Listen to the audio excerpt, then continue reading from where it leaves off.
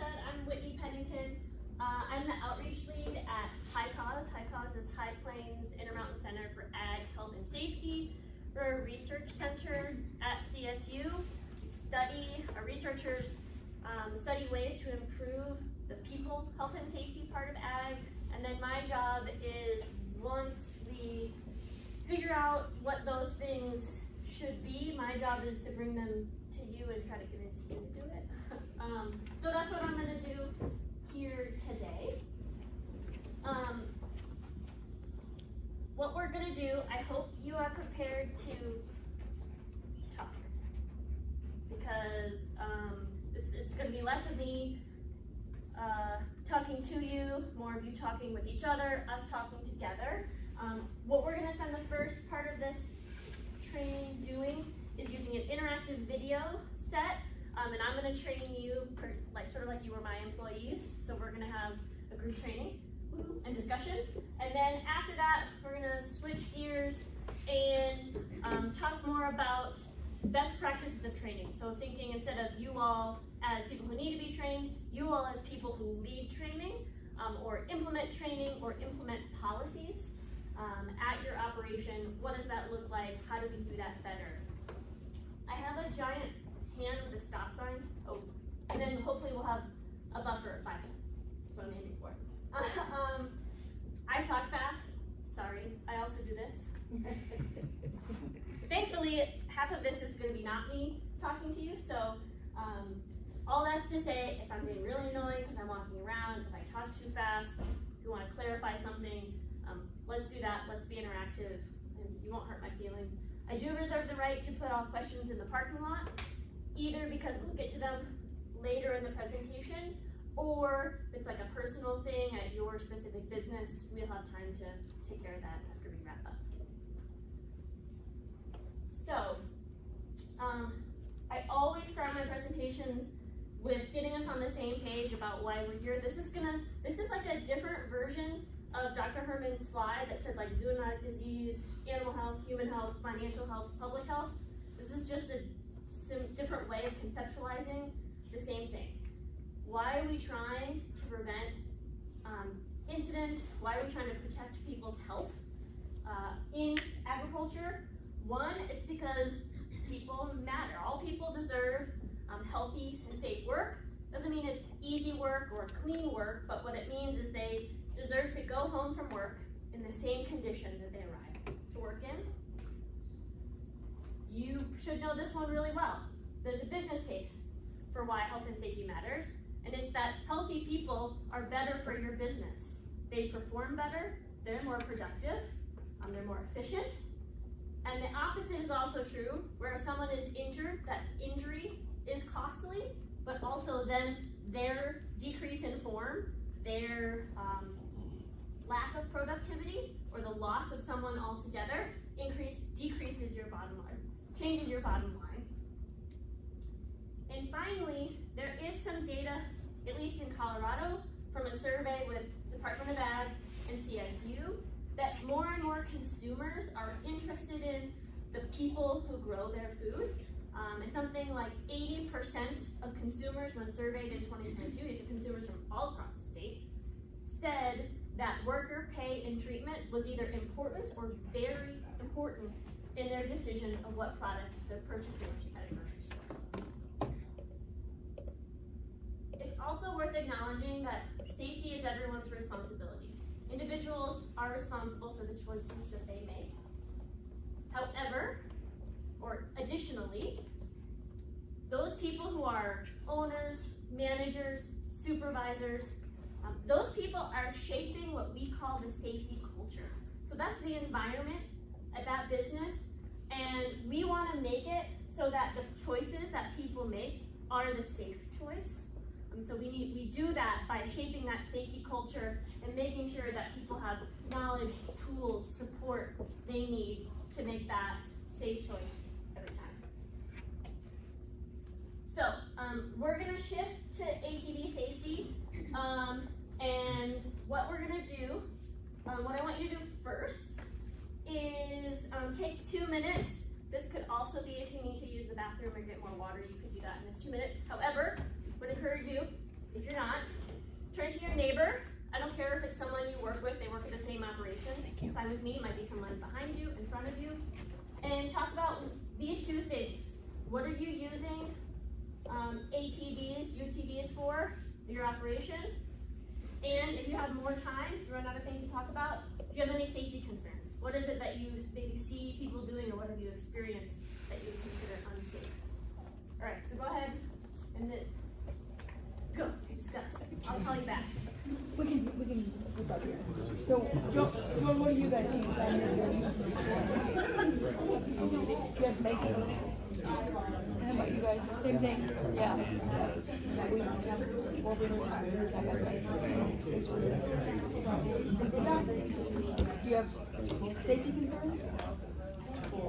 Oh, it's what do you use? Do you use your ATVs to move cattle? We do. Yeah, and so do we. Because we move intensive grazing, so we're moving every day. We move 1,000. Yeah. Yeah. Okay. You just can't do it all horseback. Right.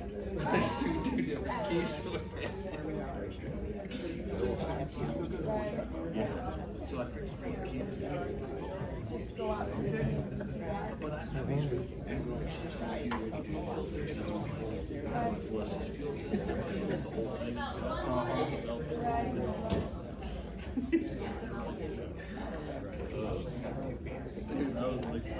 Yeah, when you're moving at speed across pastures, but still, I mean, when you're going across fields, you know, that's things like that. Yeah, that makes it better. New employees, especially, electric fences are so hard to see and you get distracted. I mean, I've run into it. Yeah. Flip you right over. What kind of training do you do for your new employees? Mostly shadowing. Yeah.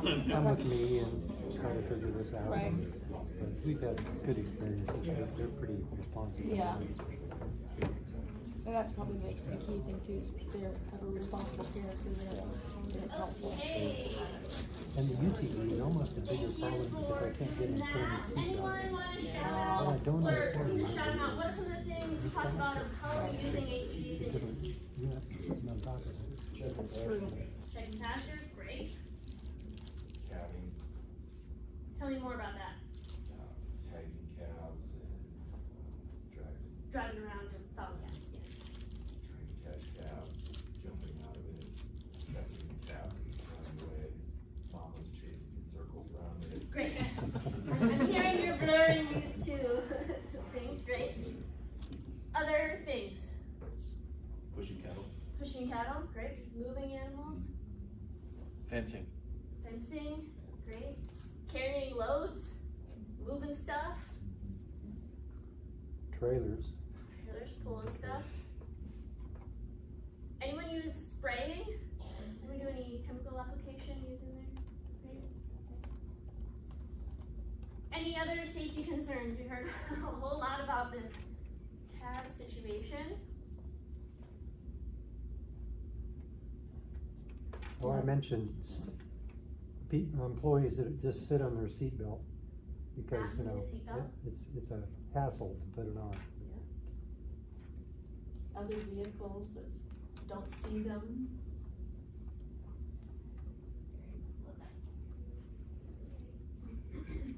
Others? Speed? Horsepower, yep, it's a powerful machine. Uneven terrain, anyone experience some uneven terrain here or there? I mean, it's what an ATV is for. But, you know, rocks are big. Logs. Cool, excellent, thank you for doing that to sort of get us in the mood for where we're going. So how the next half an hour or so is gonna work is we're gonna watch 5 different short videos ranging from 2.5 minutes to 5 minutes. We'll watch it as a group, and then after each segment, we'll just have basically like a little discussion. I have some questions to prime you. You're welcome to take notes if you want, or if that's not your practice, don't. I don't care what you do as you watch the video. Alright, so now is our test to see if our audio works. Should. Okay. Work this morning. Each year, an estimated 400,000 people are injured riding ATVs and utility terrain vehicles, many of whom wind up in emergency rooms or require urgent medical care. A staggering 500 fatalities were reported in 2015 alone. A closer look reveals that 65% of all occupational related ATV deaths are suffered by the agricultural community, as these environments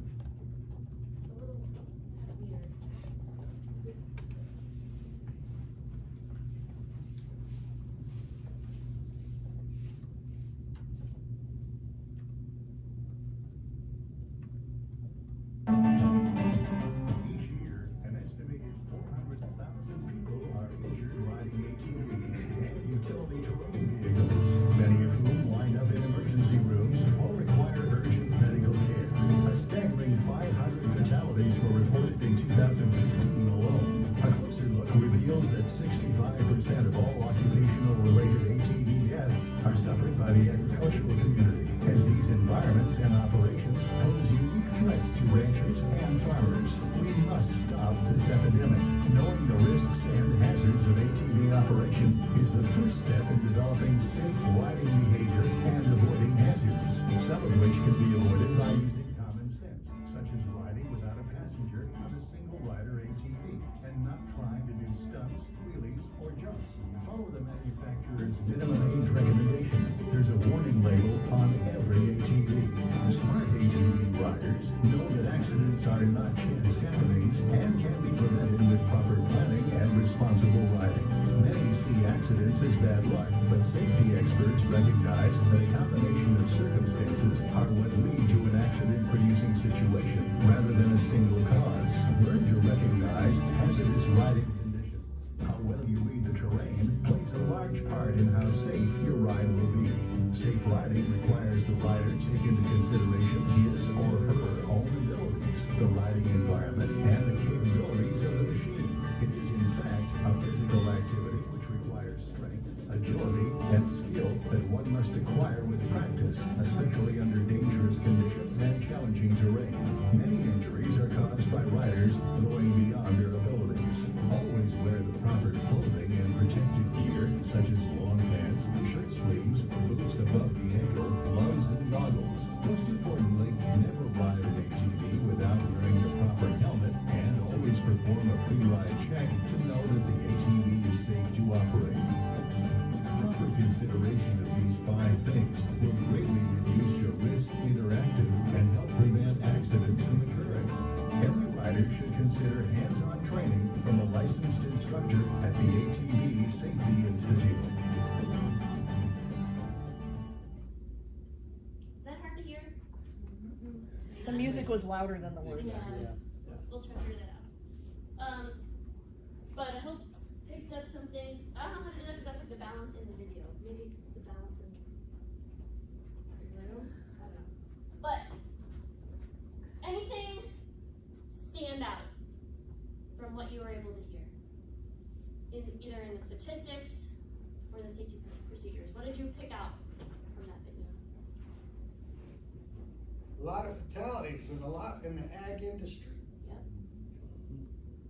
Probably the most heavily used though. I would say something similar, yeah. Can you repeat what you said? Oh, he said it's probably related to how much we use ATVs, Sure. right, compared to other industries. And training. Say more. Oh, sometimes I think we just put people on equipment and we don't actually teach them how to use it appropriately.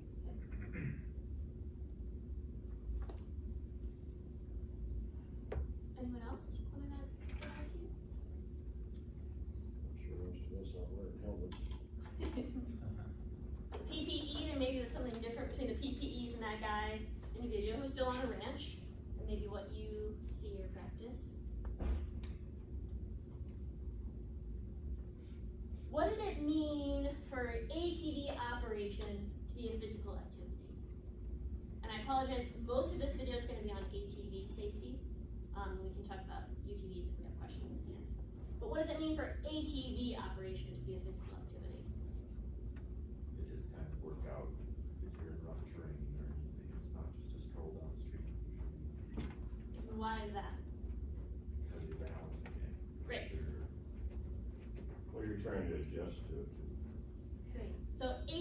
driving is an engaged rider vehicle. It's more like a bike than it is a car, right? The person riding it is controlling the balance, is handling the machine more than sitting at the steering wheel of a car. More so even than a UTV is a little less rider engaged.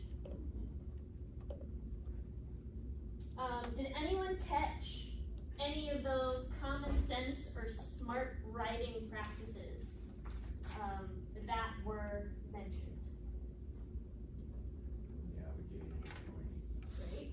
One person on a single. That is a great one. do a safety check before you go out. Great. Only one person, I guess you're Yeah, six. got that one. No one under 18. 16 was a 16. And that's sort of knowing the ability of the rider. Yeah. Right? Knowing the ability of the rider. There's one more. What about, we talked about the machine being sort of pre-ride checked, Maintenance? not maintenance. Safety check, pre-ride. It's not even safety, it's sort of about the machine itself. Age limits and such on them. Knowing the capability of the machine, Oh. right? They have different horsepowers, they're built for different things, they're different sizes. If you're towing, you're gonna need maybe a little more power to tow something.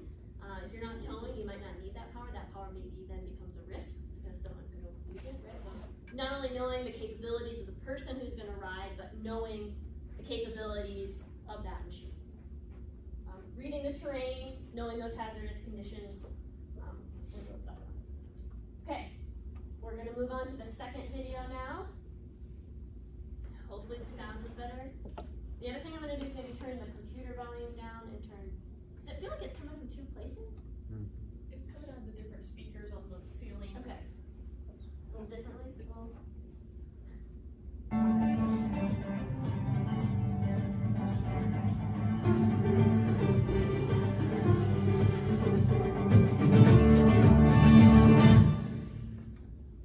Wearing protective clothing and safety gear is an important part of ATV operation. Riders should wear full leg pants and shirts with long sleeves, sturdy boots that protect the foot and ankle, safety glasses, goggles or face shield, gloves, and a helmet. Even in the slightest of accidents, your chances of severe injury increase dramatically without proper clothing. Though you may not be able to guard against all mishaps, you can significantly reduce your risk as well as being more comfortable during your ride, which allows for better control. Before riding your ATV, perform a pre-ride check to make sure that the vehicle is safe to operate. One strategy recommended by ASI is described with the acronym TCLOC. That stands for tires and wheels, C for controls and cables, L for lights and electrical, O for oil and fuel, and C for chain, drive shaft, and chassis. Always be confident that your ATV is safe and ready for the terrain.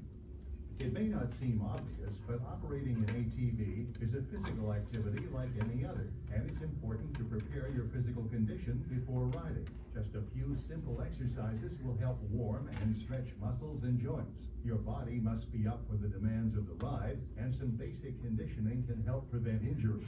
Be sure to include exercises like forward and side-to-side neck stretches, arm circles in both directions, waist bends, forward, backward, and side-to-side, leg stretches, knee bends, and thigh stretches.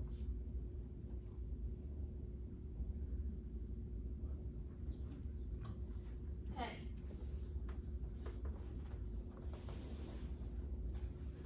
So again, we're gonna now talk about maybe some of the things we saw or we heard.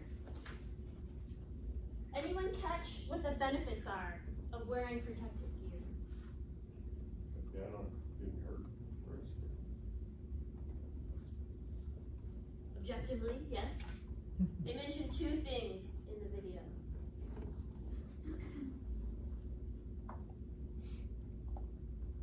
Fewer injuries in a wreck. Yeah, they specifically said clothing provides protection but it can also increase comfort. What happens if someone is more comfortable when they're operating a machine? Do they drive better or worse? Better, right? A safe operator is someone who is comfortable and confident. And if what they're wearing makes them comfortable and confident, I mean, it's the same thing why we dress our bodies sometimes the way we do. What about that pre-operation inspection? What's the benefit of a pre-operation inspection? Y'all know this. You've already told me like 3 times. So you know if it's gonna make the trip. Exactly. Right? If the machine is not safe to operate, the operator is not safe. So if the machine is safe to operate, it's a good starting place to be at. And then do you remember what that acronym was? I don't have to remember all the pieces, but Start with the T. start with the T. TC lock. TC lock or T clock. Oh. T is tires, C is controls and cables, L, it's kind of loose, lights and electrical, where's the E, it's fine. O is oils and fluids, again a silent F. And then the last C was the chassis, the chain, and the drive shaft, right? So just helping orient to all the different pieces that we're checking. Okay, now this is just my little side. And then we ended with that guy like stretching. You're laughing. Do people do that? Do you really do that? No. Why are you laughing so hard? It's just funny. It seems silly. It's not in our practice. I would challenge you. It could be something to consider, not for the effect of. I work with some ergonomists who believe that like stretching is like the lowest bar. Like no one really didn't get injured because they stretched really well. But what does it do? It's a warm-up, it's a mindset, right? I think we don't necessarily do kickoff morning roundup meetings well. In ag, maybe some places do. Construction maybe does them a little bit better. I saw this video on TikTok recently where it was a guy from his apartment in some city filming down on the construction crew at the neighboring building getting started, and there were 20 guys all in their safety gear, and they were doing a group stretch. They were in a circle and they were all gung-ho, and the guy was kind of laughing. All the comments said, like, hey, that works, not because I'm stretching, but because it's an activity that we did together. We sort of got in the right mindset. There's an opportunity to talk, to get prepared for what the day ahead brings. I used to work at a children's museum, and you laugh, we did that. In the 20 minutes before we opened, we stood in a circle and we did an activity together because we knew at 10 o'clock, all hell was waiting on the other side of that gate to come running in. We did practice to get talking, to get warmed up, to get loosened up, and someone said, here are the schools that are coming today. This exhibit is closed, that exhibit is closed. At 10 a.m., we're gonna do a fire drill, right? And so we had that time to have our moment of zen and to be prepared for the day. So, as comical as it was to watch him like, ooh, ooh, ooh, ooh, what can you take from that? What might there be to implement? Yeah, Dr. Herman? I saw, I was at a conference and I was looking out the window and I saw a construction crew doing that at the beginning of their shift. Like they all got together and just did these really quick stretches, and they were, it was a pre-work meeting, but they did it right before the shift started.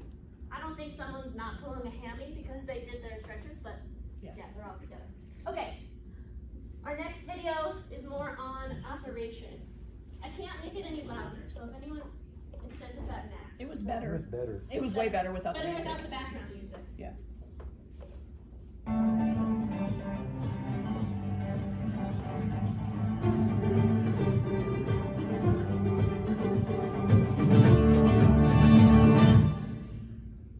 Maintaining control of your vehicle is at the very foundation of safe riding. This means you should be able to use all your controls moving in a straight line and be able to shift gears. You also need good control of the throttle, shift lever, and clutch if you have one. It's imperative that you're able to apply your brakes properly and achieve a safe stop. When starting out, always assume a proper and comfortable riding posture, keeping both feet on the footrests. From here, you should be able to operate the machine smoothly. This means a smooth release of the throttle when shifting, that you're able to release and engage the shift lever easily and stop things smoothly using both brakes. Since ATVs can differ in their control functions and shift patterns, it's important to become familiar with your machine. Reading your ATV's owner's manual is not only a good idea, but essential. After you started riding, practice shifting into higher gears on straightaways. Learn to slow down by a combination of braking and shifting down to a lower gear before you start a turn. When turning, lean in as you turn the handlebars. Look ahead at the travel path through the turn. Always keep a safe distance between yourself and other riders.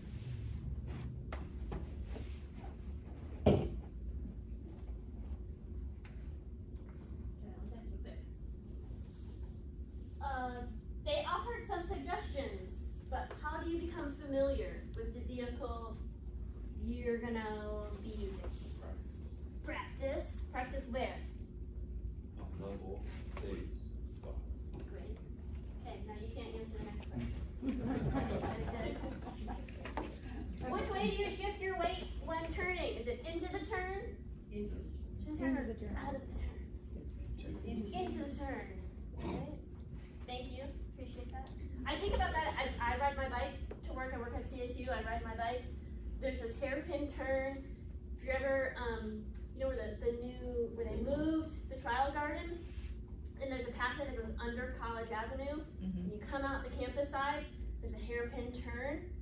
I have fallen there. My spouse has fallen there. So every time I go through, I think, lean in, lean in, lean in. Story you didn't ask for. Okay, that was it. Quick, easy. All right. This is a longer video.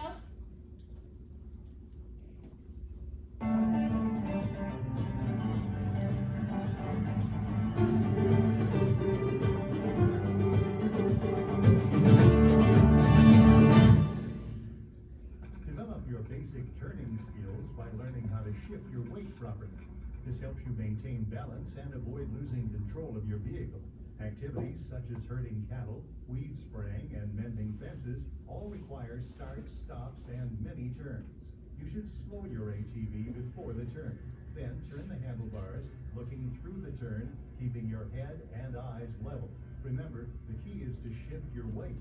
If the ATV tilts and the wheels come off the ground, shift your weight to the inside or straighten the handlebars. The SafeATV process is a system for safe riding strategies designed to reduce risk and help increase your riding enjoyment, and is something every rider should know. Let's take a look at each facet of the process represented by the letters of the acronym. The S is for scan and search. Keep your eyes moving, searching the terrain and environment as you ride. Watch several seconds ahead in your travel path. Avoid fixating on any one point. Next, the I is for identify hazards. Pick out specific problems, such as the surface terrain, other trail users, wildlife, and stationary objects that may pose a hazard. The P stands for predict what may happen. Think of possible consequences. Consider riding techniques that may be necessary. Now predict the result of those choices. Should you change how you handle the ATV? Might there be a collision or fall if you do it? The D is for decide what to do. Give yourself time to react by slowing down. Pick the best line of travel or path. Consider things like traction, visibility, and obstacles. Make choices that reduce risk, and stay well within your personal limits. I don't think that choice reduced risk is capabilities of the ATV. Finally, execute your decision. Do what it takes to reduce the risk around the hazards you've identified. Change your riding technique. Adjust your speed. Change your path of travel. Thinking before reacting is the key to safe and responsible ATV riding. The SafeATV process becomes very useful when maneuvering, like when several riders are following one another in a figure 8 pattern. Employing the SafeATV process strategically, each ride must select a safe gap between other riders through the center of the figure 8. SafeATV is equally important on the ranch or farm, where conditions and the environment change day to day. Handling cattle may require a lot of sharp and quick turns in order to avoid obstacles or when chasing a stray cow. You should practice coordinating speed, body position, and weight shift to make quick directional changes. Keep your feet on the footrest to maintain maximum control. Quicker turns require quicker weight shifts. Remember, if your ATV is loaded with pesticide or other supplies, weight distribution is critical. Rising off the seat while keeping knees bent can help, but don't stand all the way up. Quick turns can go easier if you combine a short burst of throttle with the proper weight shift. Look well ahead and let the ATV move underneath you by allowing your knees to bend. If the vehicle starts tipping towards the outside of a turn, slow down, straighten the handlebars, and lean to the inside. Adjust your speed to match conditions. Learning to make sharper turns in practice will help you respond to crooked trails or obstacles. Be sure to slow down before the turn. Keep your eyes up and look through the turn at your intended path. Watch for ruts and bumps and other irregularities in the terrain so that you can slow down when necessary. Sharper turns require more lean in the direction of the turn. Keep the front wheels turned in the direction you're turning. Remember, it's important to first practice gradual turns and progress toward sharper turns.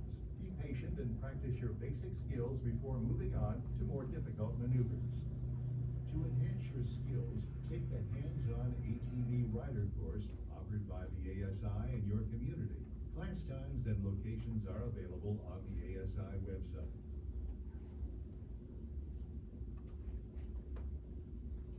All right.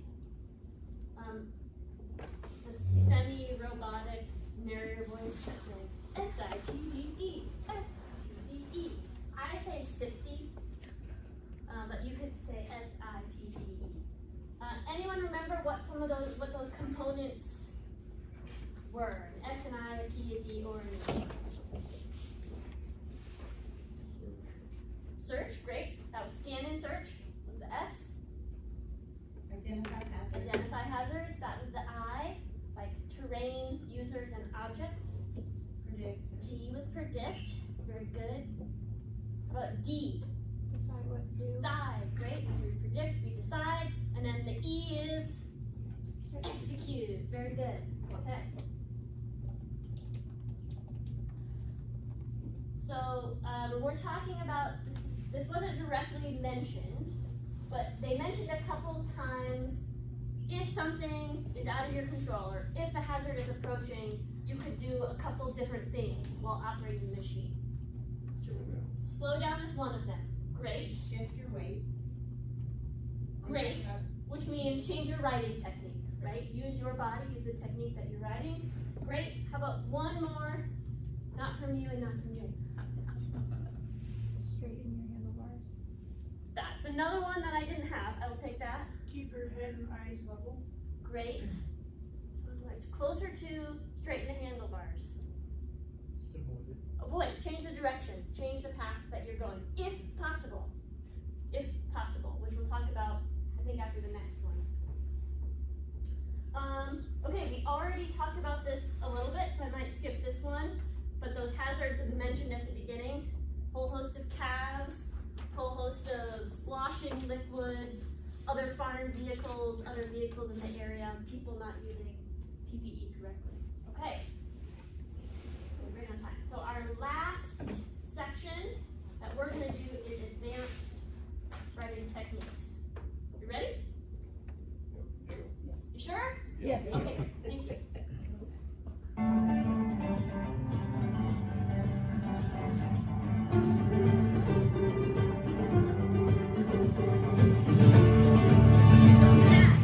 He's doing it wrong. If you apply good riding strategy, you'll be less likely to have to make a quick stop. Scan and identify potential hazards in your path seconds ahead. Be prepared to stop quickly at all times. An animal may dart out in front of you, or you may meet another rider rounding a bend. Terrain will change, as nature often does, so be alert for fallen trees, ruts, or washouts. Some key things to remember when making quick stops are ride within your ability. Use both brakes while stopping. Slow your vehicle when cresting a hill, approaching a turn, or when your visibility is limited. Shift your weight properly when you have to stop during a turn. If your wheels lock up accidentally, release the brakes and reapply them gradually, keeping your feet on the footrests. Emergency swerves will undoubtedly be necessary to avoid hazards. When swerving quickly, keep your feet on the footrests. Look in the direction of the swerve. Shift your weight to the inside of the turn. Never brake while swerving. Brake only after you swerve and when moving in a straight line. In the event you have to stop quickly during a turn, shift your weight to the inside using the same technique as a regular turn, making sure to keep your head and eyes level, braking gently, not allowing the wheels to lock up. Avoid obstacles wherever you can. Large obstacles should be avoided even if it means turning around and taking a different route. Smaller ones can be crossed with proper judgment and skill. Attempting to cross an obstacle improperly could result in losing control or overturning your vehicle. When riding over them, keep your knees and elbows flexed. Use your legs and arms as shock absorbers, keeping your elbows bent away from your body in a flexible posture. Stand on the footrest when crossing mounds and ruts. Be especially aware of single-track obstacles that when the wheels only on one side make contact and not the other. In this case, shift your weight toward the obstacle and maintain balance as the ATV moves to one side. Keep your knees flexed, ready for jarring impact. Use only the momentum of the vehicle without applying any throttle. Never pull up on the handlebars or attempt to loft the front wheels. When obstacles are unavoidable, remember to approach as close to 90 degrees as possible. Stand on footrests. Adjust your speed beforehand, but don't lose momentum. Grip the handlebars firmly with your knees and elbows slightly bent and your body weight back. Riding hills offers a unique challenge since it's easier to overturn your ATV. Before you start, check your parking brake. To start, always check your parking brake before riding in hilly areas. You will need it. The key to being a good hill rider is to keep your weight uphill at all times. You may encounter hills that are just too steep for your ability. Use common sense. If the hill looks too steep, it probably is. When cresting a hill, your visibility will diminish. Slow down and make certain you have a clear view. When you approach an uphill climb, keep your feet firmly on the footrests. Shift the ATV into a lower gear and speed up before climbing the hill so you can keep your momentum. Move up on the seat and lean forward or stand with your torso over the front wheels. As you are climbing, you may need to shift to a lower gear to prevent lugging the engine or stalling. To shift to a lower gear, keep your body weight forward. Shift quickly while you release the throttle momentarily. This will help keep the front wheels from lifting. If you don't have enough power to reach the top of the hill, but still have forward momentum and room to turn around safely, keep your weight uphill and make a U-turn before losing speed. Then go downhill in a lower gear, keeping your weight on the uphill side. Remember, never back down the hill. The ATV could flip over. If you're riding uphill and lose all forward momentum, stop. If you begin rolling backward, don't apply the rear brake by itself. This could cause the ATV to flip over backward. If you begin rolling backward, keep your weight uphill and apply the front brake only. Apply the rear brake only when you are fully stopped. Now, apply the parking brake, then dismount on the uphill side. If the ATV keeps rolling backward, get off on the uphill side immediately. Always check the terrain carefully before you start down any hill. Choose a path that is as straight downhill as possible with a minimum of obstacles. Shift your weight to the rear and use low gear. Keep your speed slow, look ahead and brake gradually, not abruptly. Going across a slope rather than directly up or down is called traversing. Sometimes when a hill is steep, it is necessary to either climb it or descend by traversing. However, traversing a slope is tricky. You should avoid traversing slopes that have slippery, loose, or rough surfaces. When you traverse a slope, keep both feet firmly on the footrests. Lean your body uphill and avoid making sudden throttle changes. When riding on soft terrain, you may need to turn your front wheels uphill to keep your ATV traveling in a straight line across the hill. If your ATV begins to tip, turn the front wheels downhill if terrain allows it. If the terrain doesn't allow this, dismount on the uphill side immediately. Fail. Fail.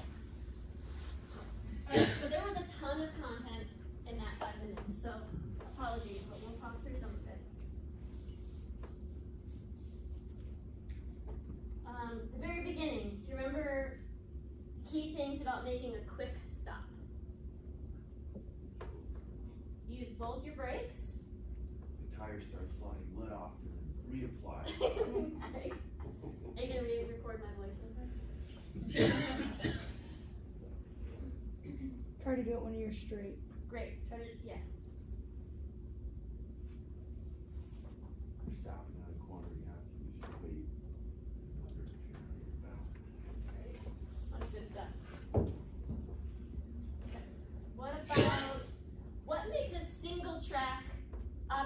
dangerous. That's something that only 2 wheels or one side of the machine goes over. Simple. Yeah, right? You're basically initiating a tip over. So what are some of those strategies for going over? What do they talk about how you ride? Well, what am I doing with my elbow? Yeah, using your shock absorbers. Great. What do we do with our speed when we're going over single tracks? Faster. A different solution to faster? Right? Keep your momentum, but don't throttle, right, when you go over it. Okay? And then which way do we put our body weight? Into the obstacle, right? Whichever way you're going to come up, you're going to put your weight over. So semi-related to this, so they have talked a lot about a rider training, and Brittany and I have had some conversations about the desire to host a rider training for you all and figure out some rider training resources. We've sort of hit a dead end, but we're still working. It's not going to be as easy, but we are working on it if that's something that's interesting. But I have done one of these trainings, and you spend a lot of time doing the practice scenarios that they had in this video where they're going over those logs like that.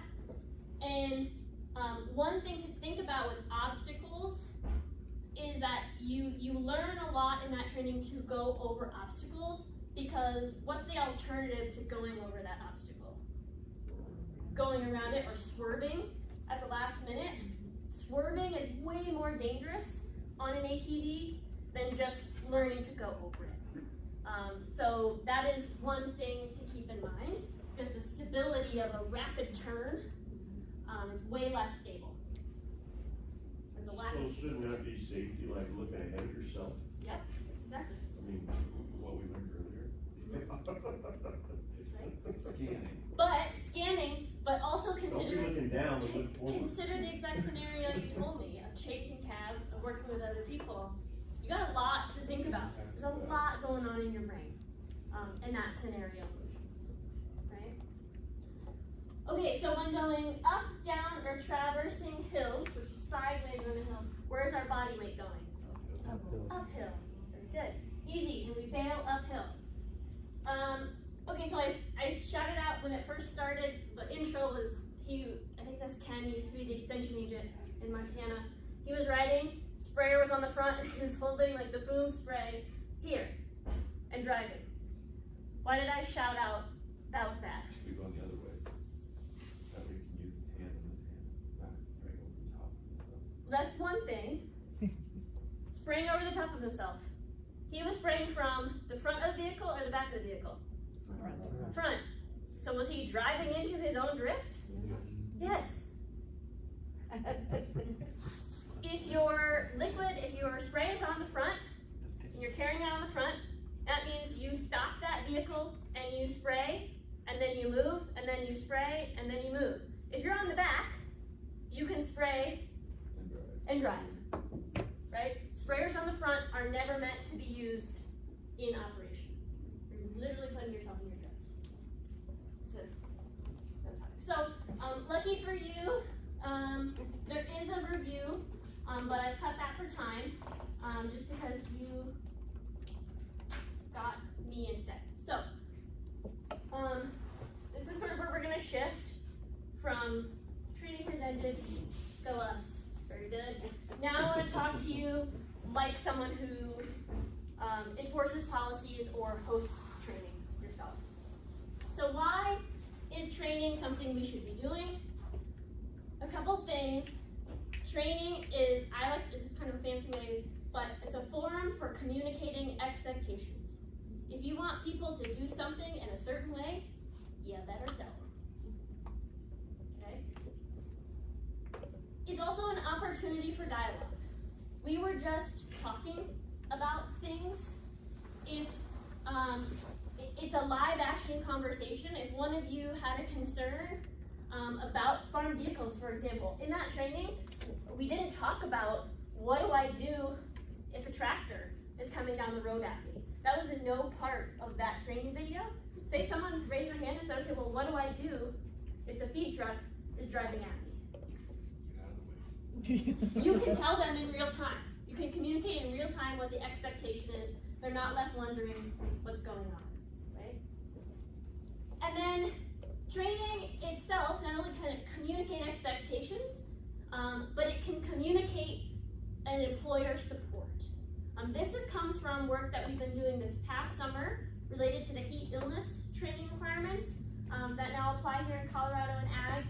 And we did some trainings, and then we talked to those employees who were trained, and we asked them what they liked about the training, because we did this sort of conversational training.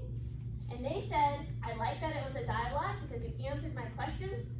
And the very fact that you, as my boss, took time to talk to me, it's 45 minutes, took time to talk to me, I trust you more. I get that you support me, that you took the time to do this, and I am more likely to do what you asked of me because you took that time. Okay, so we know there is a gulf between what we ask people to do and whether or not they do it. And the argument is one of those pieces that can help you bridge that gulf is support, and continuous support, so that they know that they're getting the resources they need to do that. So one time is not enough, you need to check in. So now what we're gonna do, I'm gonna ask my lovely assistants to help me by, they're gonna give you a handout. There are gonna be two handouts. One's the sort of resource guide, but Brian is handing out a example policy. I just went on the internet and found a guy who's a safety professional, and he had an example ATV, UTV policy. Thanks. Just Google it. I use that phrase all the time. Fellow millennial. So I put that into it's like a couple pages, and I would like you to get in groups. 2 is fine, but maybe 4 to 5, so sort of gather around in your little sections. And I want you to look over, specifically, we're looking at section 4, my Roman numerals, which I think it's a long list of ATV, UTV operating policies, requirements. It's the second page, the back and the front page. That is from a general industry standpoint. So I want you to take just a few minutes, read over those. What's wrong? What's different? What needs to change about how ATVs or UTVs are utilized in the farm, the ranch, the dairy setting? What are some things that you would change about that? So go ahead, break into those groups. I'm only going to give you a few minutes to do that, and then I'll give you a prompt for your next activity.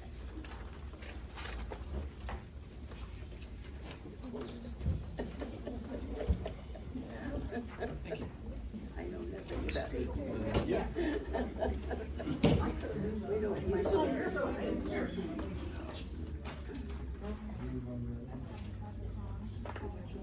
Those are just kind of steps. The way I understand. Yeah.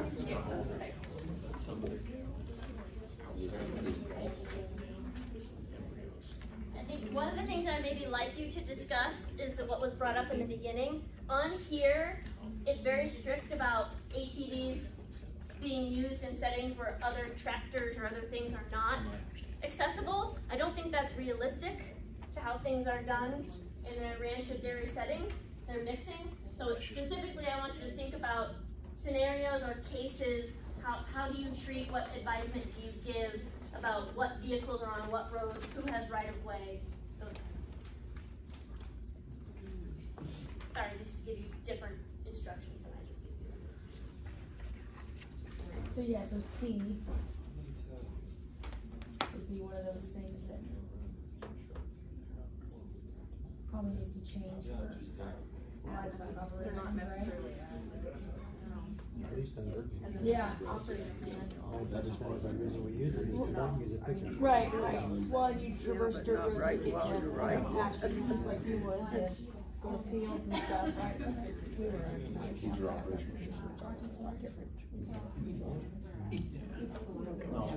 Crane Right. or whatever. Right.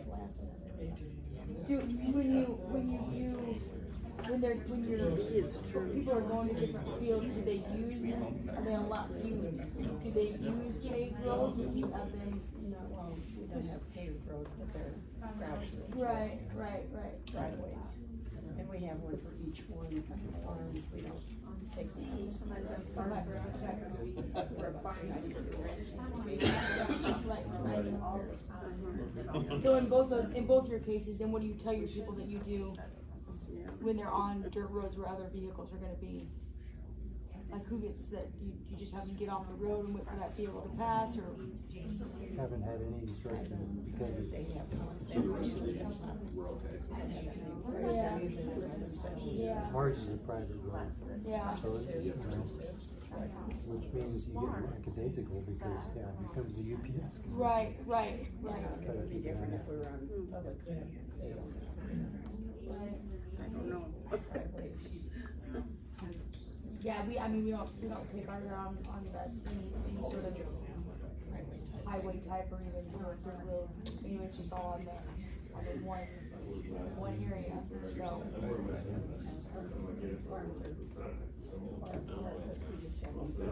Are you like a golfer? You have to take out their hats as part of their practice. Permanent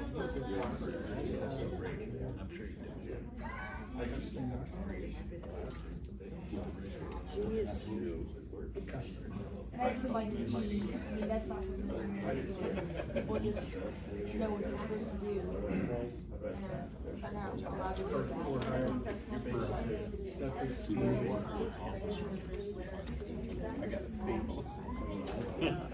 I've never seen they wear them there.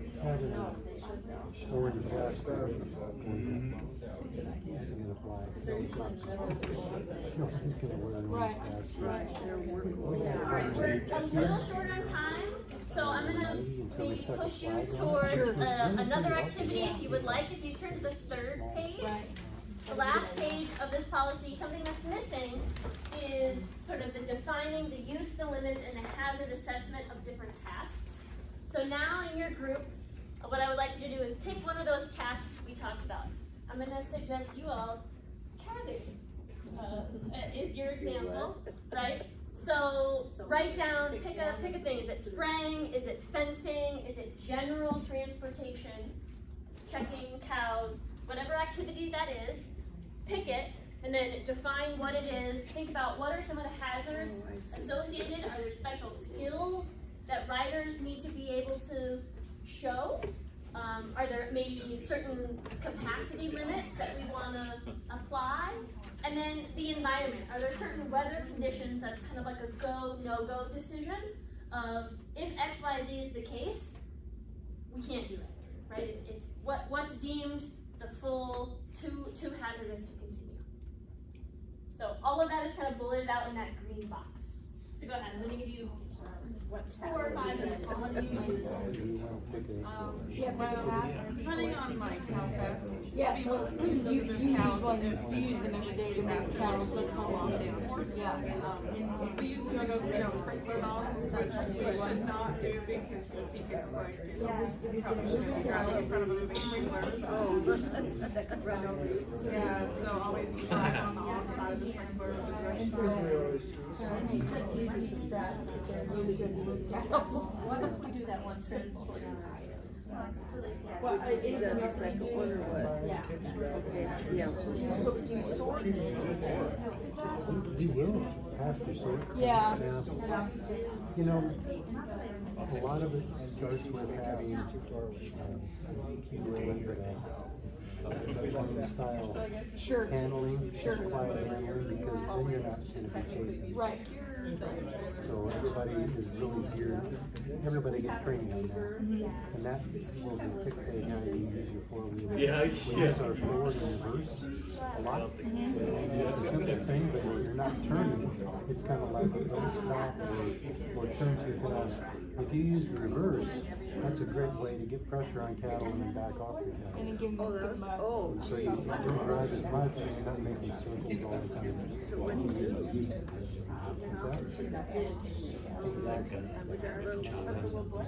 I find too that when we're getting close to wherever we're going, if we get people to stop and get off the four-wheelers and they know this fire, do you ever? Yeah, it would have been minor to me.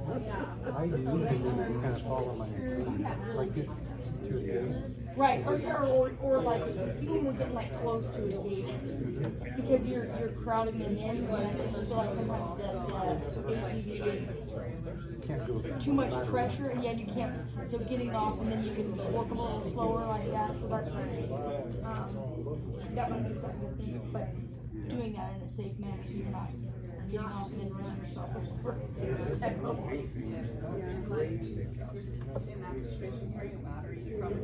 And then do you have them use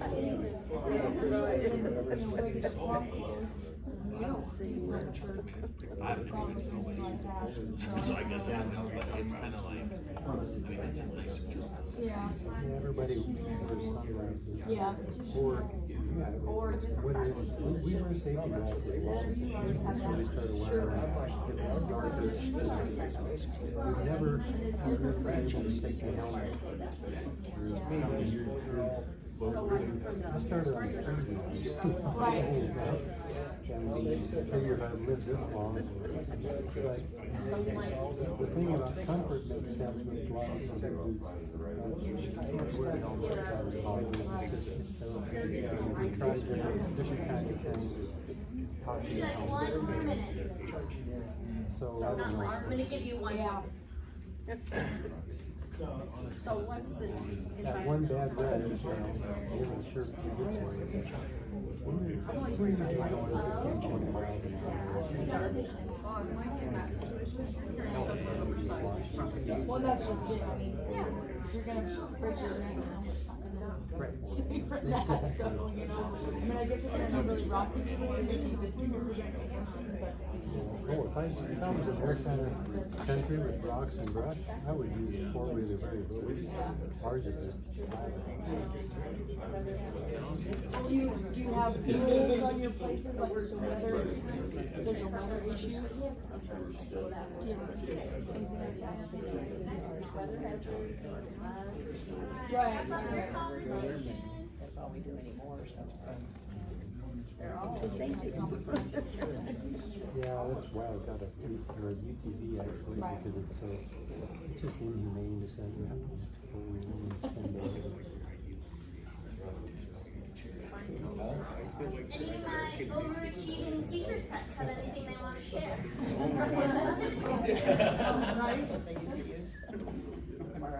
Any insight gained from someone you talked with? Anything you want to implement? You want to take back and implement at your own place or try? For cattle moves, a couple of things is get off when you get tight, so you can have lateral movement. Just get off and walk. Works good. And then also we use our forward and reverse a lot. They've gotten easier to engage, but that's with a BQA style of handling. Forward and reverse works so much better than just making circles. So we do a lot more of that. Other thoughts, insights anyone wants to share? I didn't mean to scare you or call you a teacher's pet. Share, but. Well, it's something, like, we run a lot, he runs a lot of miles, and the thing about some places, you don't always have enough equipment. You don't have, like, We might need a spare or two. might need an extra one So sitting one is around, so you actually can't actually go broken get down. one fixed. Because we end up running it with something wrong, because it's like, it's either that or I'm walking. That ain't any fun. So you can afford to go get one fixed.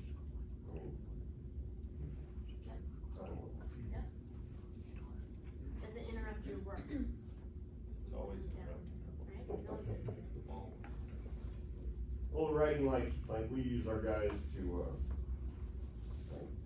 sometimes we're horseback, sometimes we're on a four-wheeler, but getting into pins to move cattle out of the feedlot pen, you can drive to the pin on your four-wheeler, but get out, push the cattle out of the pen, and then cause it's muddy or you don't wanna push them off a bump line on a stupid four-wheeler. And I think that's a great thought, and you kind of said the same thing. Anytime we're around animals, we can move them on foot, we can move them with horse, we can move them with a dog, we could, Julia, close your ears, move them with a car, move them with an ATV, right? Yes, and all the time, right? You don't have to be in just one specific thing. They're all a tool. They all have positives and negatives. So use them all in the situations that you're in, because especially with animals, the situation is always changing. I'm just gonna jump in real quick. Question for the group. How many, does everybody do that? Like four-wheelers or ATVs and horses? And again, how well do they interact, I guess is the question. I mean, the answer is, we've seen it from the group. Sometimes when we're pushing cattle or moving pasture or something, we have all hands on deck and we don't have enough four-wheelers or ATVs or UTVs to go around. But when we intermix them, we've seen the horses get spooked. Right. And we all know what that leads to as well. So I just say, Yep. Well, I mean, be that's very cautious on that. like he just said, I mean, don't be riding a plug, number one. Like, if you got a guy that's horseback, you're not letting him ride colts, and you're not letting him be trainers, you're actually doing stuff right, And the guys on the four-wheeler, we're sending them out and get around, Steer up from the front. right? And then, horseback, we're coming off the creek, or we're doing stuff, I mean, we're finding cattle where you can't get two horses on a four-wheeler. Right. Go to the far end of the pasture, get that forward.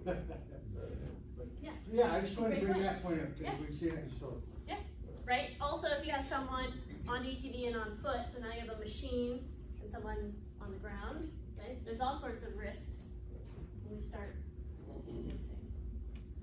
So this is my sort of final push for you. This is going to be reiterating some of the things I already said, but now think through it the lens of you just looked at this policy and how do I take this policy and put it into action. Some of my best practices, go with my pen so I'm pointing at you. Training should be interactive. It provides trainees the opportunity to get their questions answered in real time.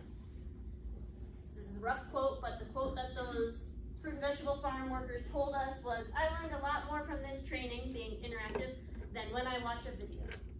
We watched a video, but we also had a conversation between each time. There was a point, there's a reason why I did that, because I let the video do the work of communicating best practices, what the standard is, and then the conversation we had was reinforcing those things, and it could have allowed you to ask questions if you had. There should be a clear definition of roles and responsibilities. If you want someone to execute something, it helps when it's clear. There should be clear and continuous avenues for feedback.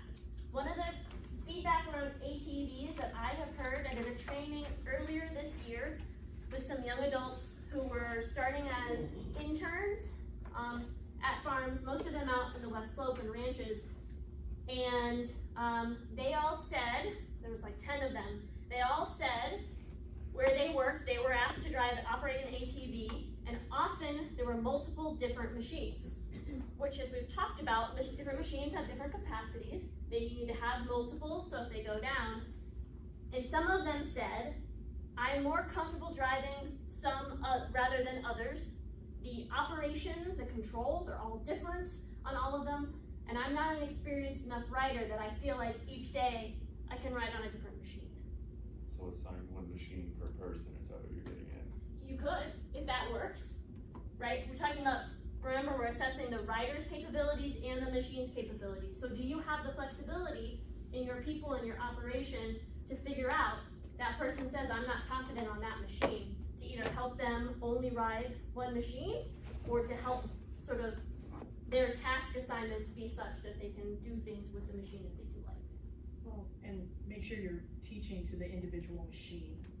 I mean, so like not doing a generic, this is how an ATV works, but this is how this is how the John Deere works, this is how the Honda works. Like, so getting that individual teaching is also helpful.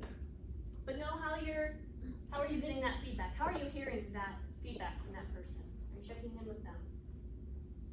And then leadership models the expectation. If you wrote it down in that policy and you're asking people to do it, you better darn believe you gotta do it too. Not saying you don't use your seatbelt. You look like the type of guy that uses your seatbelt, but you brought up people not using their seatbelts on UTVs, right? Anyone in a position of power, that's sort of the place to start. Perceived power should be modeling. So this is, the other handout that you have has this on it. This is the video series that we watched. It's only in English right now.